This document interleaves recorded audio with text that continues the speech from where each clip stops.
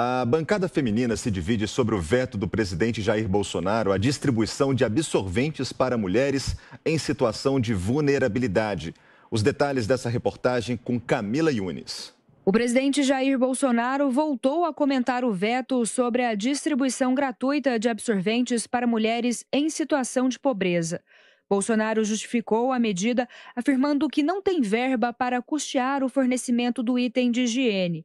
E caso o Congresso derrube o veto, ele terá que tirar o dinheiro de outro lugar. Ela bota a distribuição gratuita. Não é a cegonha que vai levar o almoço pelo Brasil todo. Alguém tem que levar, tem que ter uma logística para isso.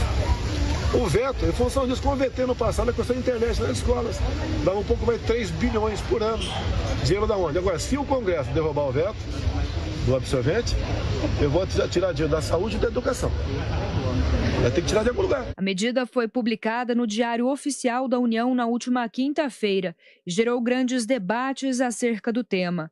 O presidente alega que a despesa custará aos cofres públicos mais de 100 milhões de reais e que o texto não estabelece uma fonte de pagamento e, por isso, ele poderia cometer irresponsabilidade fiscal. A divergência sobre o tema dividiu parlamentares.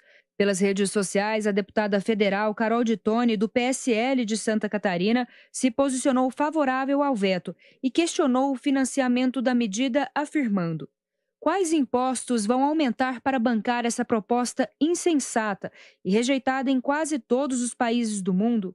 Os impostos sobre os combustíveis propõem o seguinte: criar um imposto que apenas os defensores dessa ideia tenham que pagar.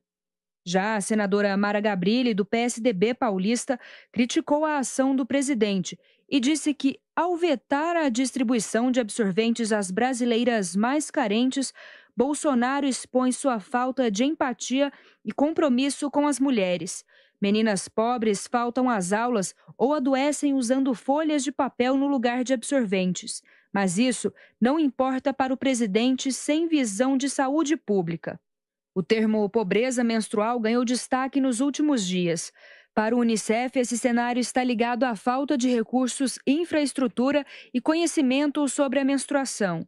De acordo com a ONU, cerca de 25% das meninas entre 12 a 19 anos deixaram de ir à escola alguma vez por não ter absorventes.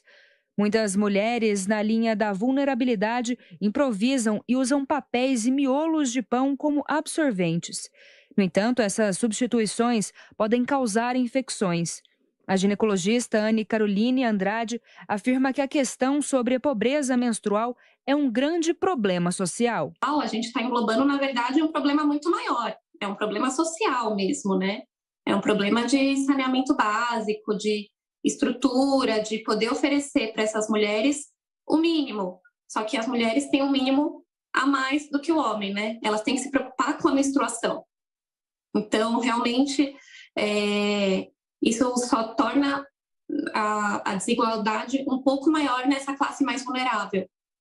Então, a gente não pode falar que um homem e uma mulher em situação de pobreza são iguais. Não, a mulher ainda tem o plus de menstruar e ainda ter que contar com um gasto que ela não queria ter. A médica afirma ainda que o poder público precisa reduzir os impostos sobre o absorvente e promover mais campanhas explicativas sobre a menstruação para adolescentes.